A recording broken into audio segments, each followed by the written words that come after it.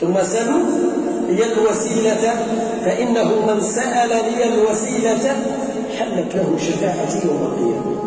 هذا أعظم جزاء وهذا أكبر شيء يناله الإنسان المسلم.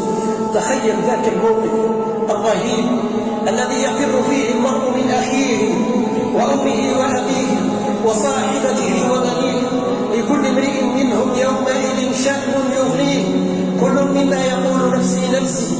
الوالد يتعلق بثياب ولده حسنة يا بني أنا الذي فعلت كذا وكذا في الدنيا، والأم كذلك أنا التي قلت لك سقاء ووعاء، أنا الذي ربيتك، أنا يقول نفسي نفسي. حسنة واحدة يا بني، كل منا يقول نفسي نفسي نفسي. اللهم سلم اللهم سلم.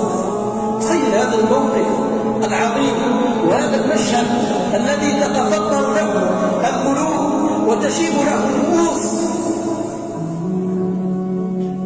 فالنبي صلى الله عليه وسلم في هذا الوقت بالذات وفي هذا المشهد العظيم والموكب العظيم صلوات ربي وسلامه عليه، إذا كنت من المصلين عليه فإن النبي صلى الله عليه وسلم سيشفع لك وستحل شفاعته لك يوم القيامة.